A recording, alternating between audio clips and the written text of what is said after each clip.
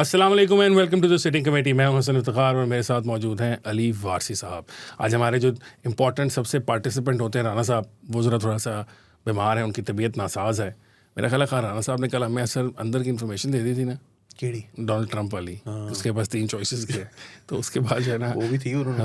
उसके बाद जो क्या सोच रहा है उन्होंने बताया हमें। हाँ, उसके बाद इजराइलियों ने कोई अपना काम किया, तो पता ना वो वैसे भी इस तरह की मारुति जादू हुआ हाँ, उनके इस ऊपर तरह के काम वो करते हैं, ऐसे करते हैं, ऐसी कोई मतलब चीज़ कल आएंगे तो उनका 1.5 फुट का छोटा हुआ होगा। नहीं यार, खुद उनकी तबीयत ठीक नहीं है, मतलब दे डू दैट। तो हम राना साहब के लिए दुआ को हैं कि उनकी तबीयत जल्दी ठीक हो यार जाए। मतलब कमाल है, लानत है इसराइलिया ने जादू ते भी भाई। जादू नहीं यार, वो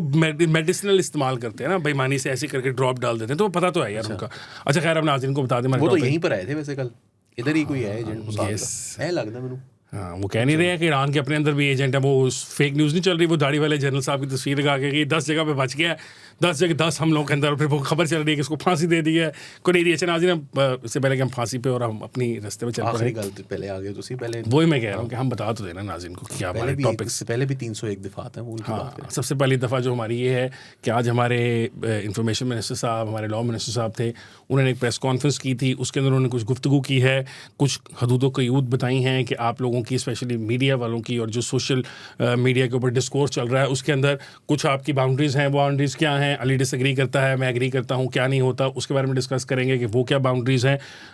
उसके अलावा ईरान के अंदर जो सुप्रीम लीडर हैं उनका मतलब कि उनको चूज़ कर लिया गया, उसके ऊपर पाकिस्तान के अंदर जो अहले तशीयों के लीडर हैं, और खैर आजकल तो वो अपोजिशन लीडर हैं और इमरान खान के लीडर हैं। वो इमरान खान के तो लीडर हैं ना, इमरान खान के लीडर हैं, और वो सियासी जमात जो है वो पीटीआई के साथ एक अलायंस के अंदर है, दैट्स इट। हाँ, तो उनकी तरफ से एक ट्वीट आई थी कल, उसके ऊपर फिर पाकिस्तान के अंदर से अहले तशी हजरात के कुछ बयानात आए हैं। फिर आज वज़ीर आज़म साहब ने वो जो ट्वीट में उन्होंने बात की थी उसको वज़ीर आज़म साहब ने तसल्ली करा दी है, ठीक है। तो मेरा ख्याल है अब उसको भी डिस्कस करेंगे। उसके अलावा हमारे पास वो एक वीडियो है, हमें कल ही डिस्कस करते हैं, कल हम प्रोग्राम में मौका नहीं हमें मिला डिस्कशन करने का। जब हम डिस्कस कर रहे थे कि खान साहब के बारे में हमने बात नहीं की प्रोग्राम में कल, ठीक है, और खान साहब से बारे में सिर्फ हमने नहीं की। ये जो गुनाह है इसमें सिर्फ हम अकेले शरीक नहीं है, ये गुनाह एक इस वक्त नॉर्मल हो गई हुई है, बात नॉर्मलाइज हो गई है पिछले 15-20 दिन में। खान साहब के बारे में कोई बात ही नहीं हो रही। खान साहब मतलब हमने हाँ, हमने एक मरतबा फिर अपने मोहसिन को बुला दिया है। हाँ, वो ट्रेडिशनल मीडिया से तो आउट थे ना, सोशल मीडिया से भी आउट हो गए। गलत हुआ है जो भी हुआ है, लेकिन चले प्रोग्राम शुरू करते हैं अब आप। हाँ, तो वो उसके बारे में भी डिस्कस करेंगे, कैसे उनको वापस लाने की कोशिश की जा रही पूरे है। हक गल करो, चले शुरू करें। हाँ, तो अली फिर आप बताएं ना, आज आपने प्रेस कॉन्फ्रेंस सुनी, फिर हमारे इन्फॉर्मेशन मिनिस्टर की। मैंने वो टोटा ही सुना है, मैंने पूरा नहीं सुना, सच्ची जो बात है। मैं उससे फंडामेंटली मैं उससे डिसएग्री करता हूँ, मगर मैं ये भी फंडामेंटली डिसएग्री क्यों करता हूँ कि जी अगर आप फॉरेन पॉलिसी के ऊपर भी पब्लिक डिस्कोर्स में एक इन्फॉर्म्ड और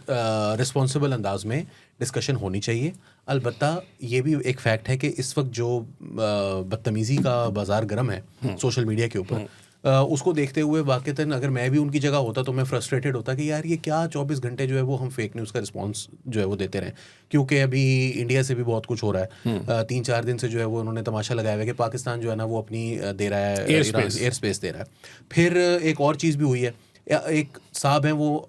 ईरान से ताल्लुक़ है उनका, और वो IRGC के ना बड़े मोहब्बत रखते हैं वो, और उन्होंने जो है ना वो ट्वीट किया कि जी ये यहाँ से जो हमारे ऊपर यहाँ पर जो हमला हुआ है सिस्तान के इलाके में, ये पाकिस्तान ने तो नहीं दी। अब हालांकि पता है कि भाई यहाँ पर उनकी जो है ना वो ऑलरेडी प्रेजेंस मौजूद है अमेरिका की, जो कि पाकिस्तान की उनको एयर स्पेस की ज़रूरत नहीं है। उनके पास अरेबियन सी के अंदर जो है वो पाकिस्तान की स्पेस के बाहर बहरी बेड़े मौजूद हैं, ये सारे रीजन के अंदर उनके पास मौजूद है, कोई मसला नहीं है उनके ऊपर अटैक करना। लेकिन उसने अपनी जो है ना वो, और फिर नीचे लोगों ने कहा कि यार ये भी तो हो सकता है कि यहाँ से हुआ हो, तो कहते हैं हाँ ये भी हो सकता है, मतलब उन्हें पता हो आप भी कुछ नहीं है, कोई उसके पास इल्जाम लगाने का दिल कर रहा है ना। हाँ, क्योंकि इनको जो है ना वो आजकल हो रही है चुल, इनकी ना हाथ में हो रही है खुजली, बल्कि मुझे हो रहा है कहीं और हो रही है खुजली, क्योंकि पाकिस्तान तो इनके हाथ में खुजली से तो नहीं कुछ करेगा, पाकिस्तान तो नुकसान ज़्यादा कर देगा इनका। दूसरी बात, 1-2 अकाउंट्स हैं जो अफ़गानिस्तान से चल रहे हैं, वो तो उनको भी, अफ़गानों को तो ज़ाहिर है क्या लिखना पढ़ना तो नहीं आता होगा ना, तो वो इंडियंस जो वहाँ पर बैठ के वहाँ पर उनकी कॉन्सुलेट्स के अंदर बैठे हुए वो जो ट्वीटें कर रहे हैं वो वही प्रोपेगेंडा। अच्छा, इसने तो कम से कम इतनी शर्म हया कर लिया ना कि शायद ऐसा हुआ हो, उसने शायद वाला भी जो है ना वो तकल्लुफ़ नहीं किया, उसने कहा जी ये तो पाकिस्तान से हो रहे हैं।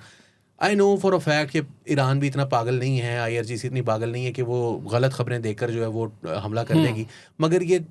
डिस्ट्रस्ट पैदा करने वाली अवामी सतह पर जो है ना वो कोशिशें हो रही हैं, विच इज़ वाई उनकी फ्रस्ट्रेशन जायज़ है, लेकिन मैं ब्लैंकेट बैन के हक़ में नहीं हूँ। अब आप बताएंगे आगे। अच्छा, मसला ये है कि जो अब उन्होंने प्रेस कॉन्फ्रेंस की, फिर होता यूँ है कि जब इस किस्म के वज़रा ऐसी प्रेस कॉन्फ्रेंस करते हैं तो हमारे सहाफ़ी दोस्त, हमारे लिबरल भाई और बहनें दोनों वो मैदान में आ जाते हैं और वो फिर कहते हैं कि ओहो पाकिस्तान में तो बहुत ज़्यादती हो रही है, ये कदगनें लगाने जा रही हैं, इससे पहले ऐसा कभी नहीं हुआ और ये पहली दफ़ा हो रहा है और first time in the history of Pakistan और एंड ब्ला ब्ला ब्ला। अभी तक वैसे मैंने देखा नहीं कि किसी ने कहा हो कि मैं इनको अदालत में चैलेंज करूँगा इनकी इस तकरीर को, आजकल ये भी बन रहा है। तो वो मसला ये है कि वो कह रहे हैं पाकिस्तान में फ्रीडम ऑफ एक्सप्रेशन है, वकील भी लग जाता होता है जो जाके हाँ कर देगा, पिटीशन जमा करा देगा, अजहर सिद्दीक साहब की तरह का कोई वकील मिल जाएगा। अच्छा, तो अब बात ये है कि मैं ज़रा थोड़ा सा पतंगे लेने पहुंचा होगा यार, तो ठीक है ना यार, मतलब दोनों काम किए जा सकते हैं। देखो खान साहब दोनों काम इकट्ठे एक टाइम पे कर सकते हैं तो उनके सारे पैरोकार भी कर सकते हैं, उन पे पाबंदी की हूँ। अच्छा खैर, इंपॉर्टेंट बात इसके अंदर ये है कि वो मेरी उन तमाम सहाफ़ी बहन भाइयों से और वो लिबरल्स हैं और जो ह्यूमन राइट्स एक्टिविस्ट हैं उनसे एक दरख्वास्त ये है कि मसला ये है कि आपके पाकिस्तान का जो कॉन्स्टिट्यूशन है वो वज़ीर साहब बिल्कुल ठीक कह रहे हैं, वो आपको राइट ही कोई नहीं देता। पाकिस्तान में कोई फ्रीडम ऑफ एक्सप्रेशन और जो प्रेस है वो एब्सोल्यूट नहीं है, दुनिया में कहीं एब्सोल्यूट नहीं है वैसे तो, लेकिन पाकिस्तान में तो है ही नहीं। कानून जो लिखा हुआ है उसके आगे सब्जेक्ट टू 19 चीज़ें उन्होंने सब्जेक्ट कर दी हैं, बेसिकली आपके पास है ही कुछ नहीं। और उसमें जहाँ ग्लोरी ऑफ इस्लाम है, integrity, security and defence of Pakistan है, वहीं पे उन्होंने ये लिखा हुआ है कि friendly relations with foreign states. ठीक है, इसका मतलब ये है कि बेसिकली जो वकील आपके जो कानून थे कि वजीर है वो बिल्कुल ठीक कह रहे हैं, आपको सही बता रहे हैं कि आपके पास ये राइट नहीं। और जो तुमने बात की ना उसके अंदर उनका एक पॉइंट उन्होंने भी रेस किया। उन्होंने कहा कि मसला ये है कि जब यहाँ पे सोशल डिस्कोर्स या मीडिया या टेलीविजन के ऊपर बड़े बड़े टॉकिंग हेड्स इसकी भी गुफ्तगू कर रहे हैं ना, तो इन्हीं पाकिस्तान के अंदर ही एम्बेसीज हैं ना, उनके मीडिया के सेल्स हैं, वो ये इसको कंज्यूम करते हैं और फिर वो अपने एम्बेसडर्स को और वो वापस अपने मुल्कों में ये बातें भेजते हैं कि पाकिस्तान में क्या डिस्कशन हो रही है। तो वो ये कह रहे हैं कि यहाँ मसला ये हो रहा है कि टू चूज़ वन साइड, कोई आके एनालिस्ट कहता है कि हमें इसकी साइड लेनी चाहिए, कोई कह रहा है उसकी लेनी चाहिए, और जो हम डिवीजन क्रिएट करने की कोशिश कर रहे हैं उससे हो ये रहा है, उससे नुकसान जो हो रहा है वो ये हो रहा है कि वो ऑफिशियल सतह पर वो लोग पूछ रहे हैं फिर गवर्नमेंट पाकिस्तान से कि क्या ये आपका ऑफिशियल मौक़िफ़ है, क्या ये जो चीज़ें हैं, ये जो लोग हैं, और ऑब्वियसली होता है ना कई लोगों की एसोसिएशन पता होती है आपको कि ये गवर्नमेंट से एसोसिएटेड है या इनकी सोच रखते हैं, तो वो उसमें लिखा भी जाता होगा कि दिस एनालिस्ट या this guy is associated with this, या ये टिल्ट रखता है इसकी तरफ, तो फिर वो उनके लिए मुश्किलात पैदा हो रही हैं। और मेरे अपने ख्याल में, और भी हम अगले टॉपिक में ये जो अल्लामा नासिर अब्बास राजा साहब वाला का है उसमें करेंगे डिस्कस, वो ये है कि पाकिस्तान के लिए एक बड़ी टाइट रोप है ना। हमने ईरान हमारा इतना साथ बैठा हुआ है कि हमसाया है, हम उसकी जियोग्राफी को नहीं चेंज कर सकते। अगर ईरान के अंदर कोई टोटल किस्म की नई कोई चीज़ आ जाएगी तो हमारे लिए सबसे बड़ा मसला है 1000 किलोमीटर का हमारा बॉर्डर है और वो सेफ बॉर्डर भी नहीं है। बलूचिस्तान के अंदर जो पहले पोरस है, ऑलरेडी वहाँ मसले लड़ाई झगड़े चल रहे हैं, तो हम नहीं चाह सकते कि कुछ स्टेटस को में कोई बहुत बड़ी चेंज आ जाए और हमें नुकसान हो जाए। इसी तरह similarly we would not want कि सऊदी अरेबिया के साथ कोई मसला हो जाए और हमें वहाँ भी करें, तो हम टाइट रोप पे चल रहे हैं, हम कोशिश कर रहे हैं कि मीडिएशन कराते रहें, इनसे को प्यार मोहब्बत का काम करते रहें। इस सब के अंदर अगर हम इस किस्म की हरकतें करेंगे या हम अपनी गवर्नमेंट के ऊपर और इससे क्या होगा, मतलब प्रेशर डालने की कोशिश। आपने देखा कि पाकिस्तान में ये ईरानियन जो हमला हुआ ईरान के ऊपर और उसके बाद फिर वो जो उनके सुप्रीम लीडर की खामनेई साहब की असैसिनेशन हुई, उसके बाद पाकिस्तान में बड़े वायलेंट किस्म के मुजाहरे हुए हैं जी, ठीक है, और लोगों की जानें भी गई हैं दोनों तरफ से। एहतजाज करने वालों को भी सिक्योरिटी फोर्सेज ने निशाना बनाया और फिर इस तरह एहतजाज करने वाले लोगों ने भी जो चीज़ें बिल्डिंग चलाई हैं और इस किस्म के किए, वहाँ भी लोग शहीद हुए हैं, फौत हुए हैं। अब मसला ये है कि इनको कहीं ना कहीं, इसमें तुमने कहा ना, रोकना तो है ना। पाकिस्तान में एक अजीब मुल्क है, यहाँ हमारा जो दिल करता है हम कह भी देते हैं, जो मर्जी हमारे दिल में आता है बोल भी जाते हैं, और फिर हम कहते हैं कि आज़ादियाँ ही नहीं है, आज़ादियाँ ही नहीं है। भाई किस किस्म की आज़ादियाँ नहीं है? अभी में बैठ के ये कहते हैं कि पाकिस्तान में कुछ बोलने की इजाज़त और बहुत तालियां बजती हैं, तालियां बजाते हैं, और उसके बाद उनमें से कोई गिरफ्तार नहीं होता। वो 300 लोग जो हैं उनमें से कोई बाहर खड़ा पुलिस वाला तस्वीरें लेते हैं हमारे साथ, पुलिस वाला को खड़ा नहीं होता, मैं जाता हूँ कि तो सर ऑटोग्राफ देते हैं, तो फिर मतलब है ना यार, दोनों चीज़ें इकट्ठी चल रही हैं। बिल्कुल है, वो दो नंबरी भी होती है, इसमें कोई शक नहीं है। मोरओवर मैं ये भी कहना चाहूँगा कि जो सिचुएशन है वो बहुत वॉलेटाइल है। जब उन्होंने हमला किया है तो नेतन्याहू ने जो ट्वीट किया उसके अंदर उन्होंने बाकायदा मुंह से बोला है, उन्होंने इरानियंस की बात नहीं की, उन्होंने कहा पर्शियंस, आज़रीज, बलोच, जो भी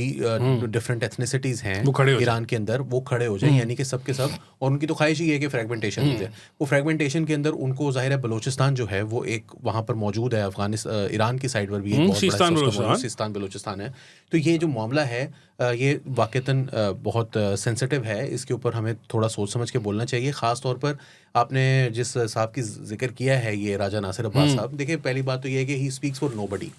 मजलिस वहदतुल मुस्लिमीन जो है वो एक सियासी जमात है, या तो वो ऐलान करें कि वो ईरान की एक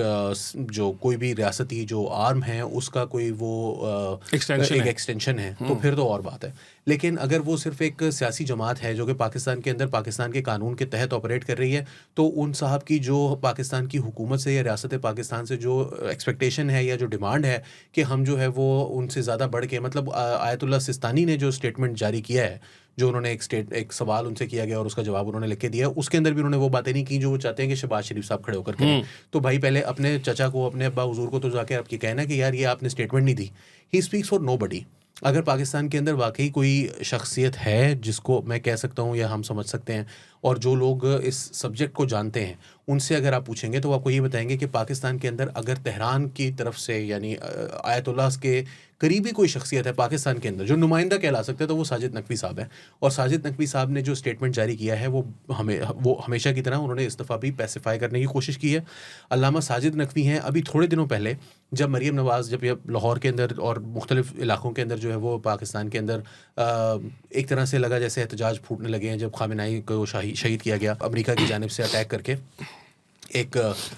इंटरनेशनल लॉ की कंप्लीट वायलेशन के अंदर जो है वो उन्होंने ये एक्शन किया, तो उस वक्त पाकिस्तान के तो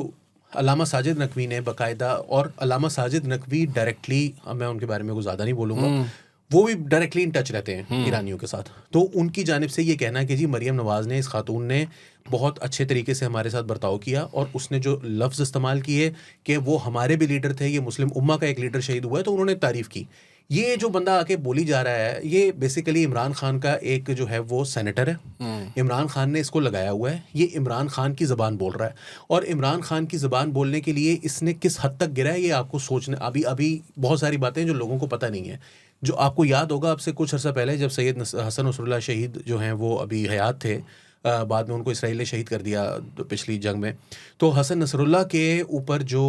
की जानिब से भी इमरान खान के हक़ में लबनान से कुछ स्टेटमेंट्स जो हैं वो हमने देखी थी, जो कि हिज़्बुल्लाह की तरफ से या हसन नसरुल्लाह की तरफ से आई थी। उनको भी यही बंदा था गाइड करने वाला, ठीक है। ये फैज़ ग्रुप का पिट्ठू था, ये इमरान खान का पिट्ठू है, इसको इससे ज़्यादा की इसकी कोई हैसियत अहमियत नहीं है। पाकिस्तान के अहले तशय्युह जो हैं वो पाकिस्तान के किसी सूरत भी पाकिस्तान के बारे में उनका अनफ्लिंचिंग, ये मुल्क एक शिया ने बनाया हुआ है, इस मुल्क की तमाम लीडरशिप के अंदर हमेशा से अहले तशय्युह बड़ी तादाद में रहे हैं। ब्यूरोक्रेसी के अंदर आप देख लें, आर्मी के अंदर आप देख लें, बेनज़ीर भुट्टो शहीद, आसिफ अली जरदारी इस वक्त पाकिस्तान के सदर हैं, जुल्फ़िकार अली भुट्टो शहीद जो हैं वो एक अहले तशय्युह ख़ानदान से ताल्लुक़ रखते हैं। ये जो आपके यहया खान थे, ये अहले तशय्युह थे। पाकिस्तान के अंदर जो आपकी पाकिस्तान इंटरनेशनल एयरलाइंस है वो इस्फ़हानी एयरलाइंस हुआ करती थी, वो अहले तशय्युह। पाकिस्तान के अंदर कोई डर्थ नहीं है अहले तशय्युह के, टॉप एक्लॉन्स के अंदर पावर के जो है वो अहले तशय्युह रहे हैं हमेशा से, आज भी मौजूद हैं। आज भी आप देख लें कि कितनी, अभी वो क्या नाम है उनका, तौकीर साहब जो है वो जो नवाज शरीफ साहब के जो हुआ करते थे प्रिंसिपल सेक्रेटरी सईद मेहदी साहब, वो क्या अहले तशय्युह नहीं थे? सो ये आदमी जो है ये पाकिस्तान को तोड़ने की जो है तकारीर अगर कर रहा है, या ये यहाँ पर बैठ के जो है वो हमें लेक्चर दे रहा है कि पाकिस्तान को, तो ये कोई अहले तशय्युह की डिमांड नहीं है, ये ईरान की डिमांड नहीं है, ये इस बंदे की, इसकी अपनी ज़ाती मफाद की खातिर सियासी डिमांड्स हैं, सियासी मुतालबात हैं, और ये सिर्फ सियासत कर रहा है, और इसका मकसद इसमें सिर्फ और सिर्फ अपने ज़ाती मफाद को सामने रखना है। इसका कोई कहीं से भी ईरान या अहले तशय्युह या पाकिस्तान की जो हमदर्दी है वो इसके दिल में मौजूद नहीं है। अच्छा अली, मसला ये है कि उन्होंने जो डिमांड की थी तो वज़ीर आज़म साहब ने वो पूरी कर तो दी है, उन्होंने ट्वीट कर दिया। मसला ये है कि गवर्नमेंट को गवर्नमेंट टू गवर्नमेंट जो बात है वो करने के अंदर और फैसला करने में और ऐलान करने में और गुफ्तगू करने में कुछ टाइम तो लगता है ना, ये कोई ट्वीट तो नहीं करनी उन्होंने। मुश्तबा खामेनेई का ऐलान जो है वो कल रात को 12 बजे हुआ है, सुबह 12 बजे वज़ीर आज़म ने, प्राइम मिनिस्टर ने ट्वीट कर दी है। और क्या करे वो, मतलब सारी रात बैठा रहे कि उधर से ऐलान हो तो मैं यहाँ पर से ट्वीट मारूं। वो यही कह रहे हैं, वो कह रहे हैं आप क्यों नहीं, ये तो सारा दिन बैठे रहते हैं यूट्यूब ट्विटर पर, तो वो थोड़ी बैठा है, उसको तो एक काम थोड़ी है सिर्फ कि बैठ के सोशल मीडिया पर ही लगे रहना 24 घंटे। हाँ, वो कह रहे हैं कि नहीं गवर्नमेंट जो है वो बहुत बैकफुट पे है इसके ऊपर, गवर्नमेंट जो है वो क्लियरली बता नहीं रही है, इस वक्त टाइट रोप पर चल रही है। हाँ। अभी थोड़ी देर पहले सैयद अशरत हुसैन है यूके से पाकिस्तान के अंदर, वो डेली टाइम्स के अंदर, फ्राइडे टाइम्स के अंदर, बहुत सारे अखबारात के अंदर नया दौर के ऊपर भी लिखते रहे हैं, और वो अहले तशय्युह हैं, इस्लामाबाद से उनका ताल्लुक है, उर्दू स्पीकिंग है। उनसे मेरी बहुत पुरानी याद अल्लाह उनके साथ। अभी थोड़ी देर पहले उन्होंने ट्वीट किया, and he is by no means pro PMLN person, pro Shahbaz Sharif, उनकी कोई ख्वाहिश नहीं है इस तरह की, कभी उन्होंने ज़िंदगी में इजहार नहीं किया। He was pro Peoples Party, he was pro Pervez Musharraf even. अब से कुछ वो मुझे बताते थे कि परवेज़ मुशर्रफ बड़ा अच्छा आदमी था, जब वो यूके आया था मेरी उससे मुलाकात हुई वगैरह, तो वो कहीं से प्रो PMLN नहीं है। अभी थोड़ी देर पहले उन्होंने ट्वीट किया है कि वाकई पाकिस्तान ने इस वक्त जितनी मुश्किल सूरत हाल में इससे ज़्यादा बेहतर परफॉर्म नहीं किया जा सकता। अब आपको एक तो पता कुछ नहीं है। वो वहाँ से हबीब अकरम साहब, बड़ी मैं उनका एहतराम करता हूँ, बहुत इज्जत करता हूँ, मेरे असातिज़ा में से देख ली है। मगर उनकी अब ये क्या वीडियो है हसन साहब, आप जरा आप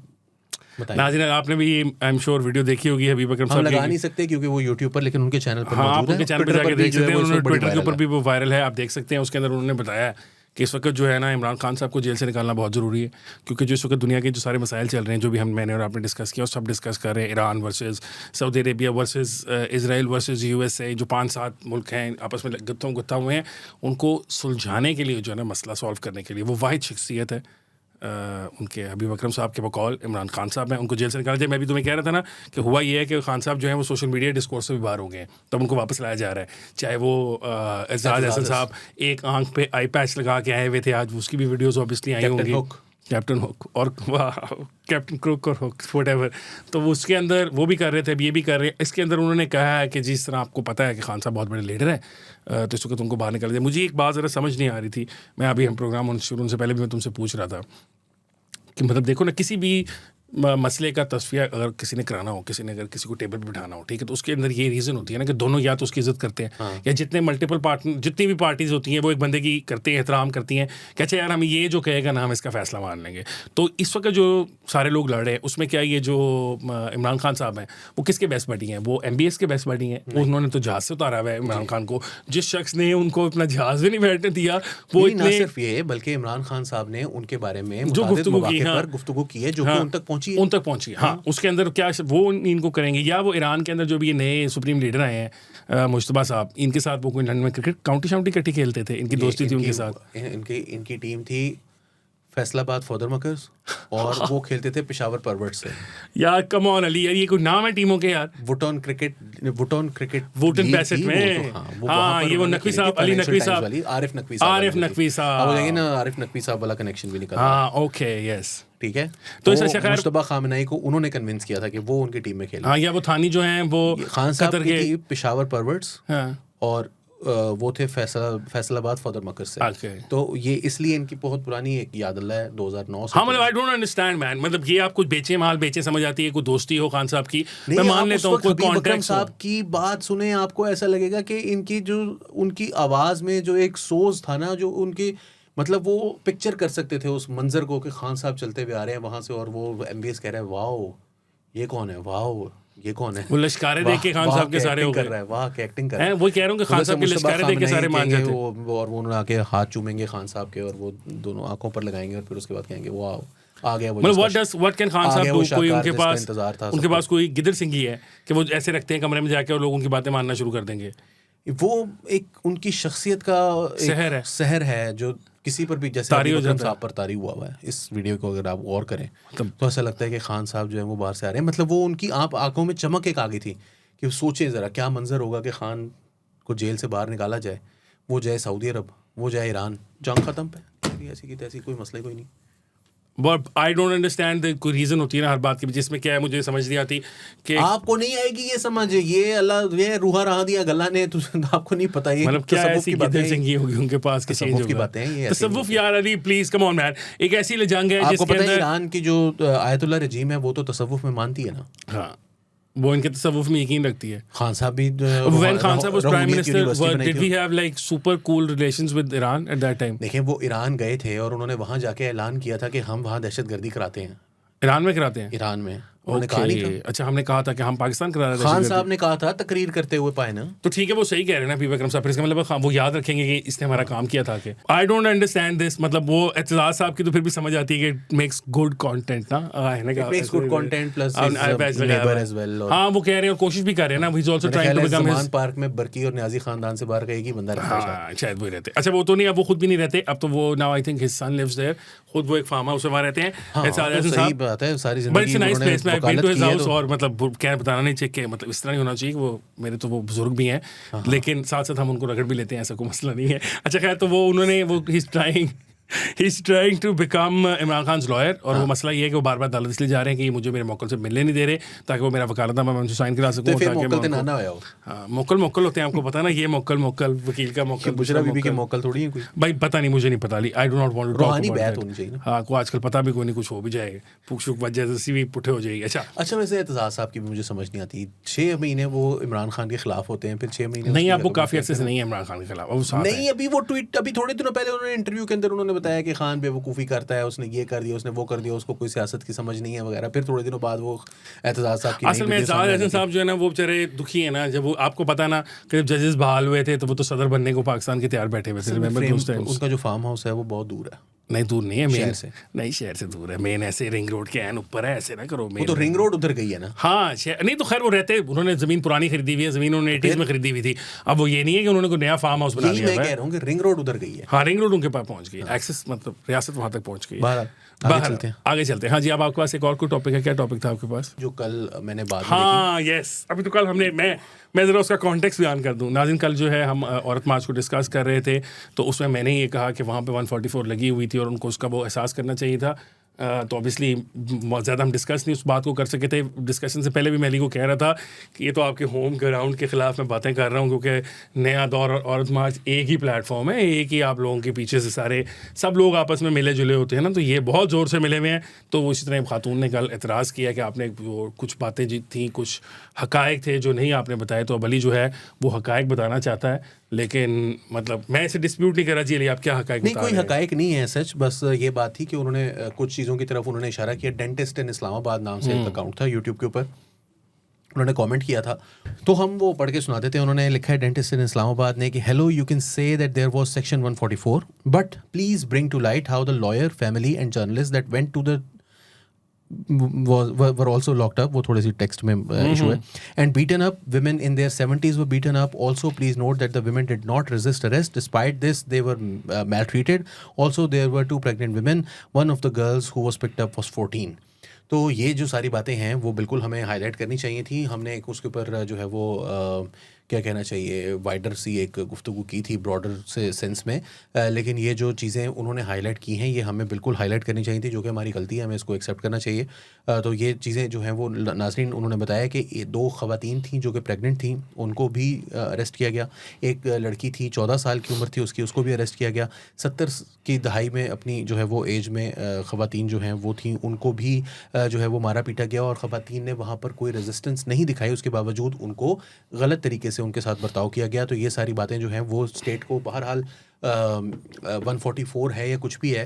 इतनी रिस्पेक्ट जो है वो आप कर सकते हैं कि किसी को अगर आपने अरेस्ट भी करना है अव्वल तो अरेस्ट करने का कोई मकसद नहीं है आप उनको जाकर समझाएं अगर वो कहते हैं कि नहीं जी हमने जाना है यहाँ से तो आप उनको आराम से रिस्पेक्टफुली जेल वहाँ से लेकर जाएं उनकी बेल शेल हो जाएगी कुछ देर के अंदर अल्लाह खैर सल्ला तो ये बात बिल्कुल हमें हाईलाइट करनी चाहिए थी हसन आप कुछ कहना हाँ नहीं मैं बिल्कुल नहीं इस बात से तो मैं बिल्कुल अग्री करता हूँ ये बिल्कुल अगर 144 है भी तो उनको मतलब गिरफ्तार नहीं करना चाहिए और सारा कुछ करना चाहिए तो मतलब डोंट मैलट्रीट देम यस मतलब we will never say from this platform कि ऐसा किया जाए हम तो अपने मैं तो कम से कम अपने शदीद जिनसे मैं मुखालफत रखता हूँ मुखासमत रखता हूँ कोई वो नहीं है हाँ अली कहता रहता है मैं तो वैसे बिल्कुल आई do not condone violence at all but एक मसला यहाँ पे ये है छोटा सा वो मैं बताता जाऊँ कि हम बिल्कुल वायलेंस को कंडोन नहीं करते हम बिल्कुल ही नहीं करते लेकिन दूसरी तरफ ये भी है कि मैं फिर दोबारा वही बात कहूँगा कि कंसिडरिंग कि आजकल की पाकिस्तान की सिचुएशन जो है एक स्पेसिफिक सिचुएशन के थ्रू हम गुजर रहे हैं उसमें अगर ना भी औरत मार्च एक साल किया जाता तो कोई इतना मसला नहीं हो जाता या किसी और कर देते 2-4 ये महीने 2 में का मसला सॉल्व हो जाएगा थोड़ा सा कुछ ब्रीदेबल स्पेस बने तो आप दोबारा कर लें मौसम नहीं रहेगा we do not disagree with whatever you guys want ख़वातीन को राइट्स होने चाहिए ख़वातीन को इनहेरिटेंस में हिस्सा मिलना चाहिए दीज आर नॉर्मल थिंग्स जो नया दौर के प्लेटफॉर्म से बिल्कुल जो उनका पूरा चार्टर है उससे 100% इत्तेफाक रखते हैं और बिल्कुल इसमें ऐसा कहीं पे नहीं है कि आप ये सोचें कि हम आपके को रगड़ रहे हैं जैसे बाकी जगह पर रगड़ा जाता है लेकिन साथ साथ मैं ये जरूर कहूँगा कि 144 है और रीज़न भी है उसकी समझने की कोशिश करें कम से कम आप में और जाहिल किस्म के जो प्रोटेस्टर्स हैं उनमें थोड़ा सा फ़र्क होना चाहिए कि आपको कॉन्टेक्स्ट समझ आ जाएगा आपको रोका जा रहा है but we do not condone रियासत की आपके साथ जो भी जबर किया जाती है हाँ नहीं की जानी चाहिए आ चुके मैं और अली हैं तो हम प्रोग्राम जल्दी ख़त्म कर रहे हैं ताकि आप लोग भी काम कर सकें प्रोग्राम लग भी जल्दी जाएगा तो ये मत कहिएगा कि राणा साहब का कसूर होगा कि इसलिए प्रोग्राम जल्दी लग गया कि राणा साहब हर बार लेट आते हैं we not saying that program हमारा आप देख सकते हैं 10:30 बजे but we are not he is saying that मैंने कोई बात की हो तो मैं देनदार हूँ आपका। 10:30 बजे मंडेज और ट्यूसडेज को हमारा प्रोग्राम देख सकते हैं नया तौर पर। मुझे हसन इफ्तिखार को, अली वासी साहब को और राना साहब को गायबाना तौर पर दीजिए इजाज़त। अल्लाह हाफिज़।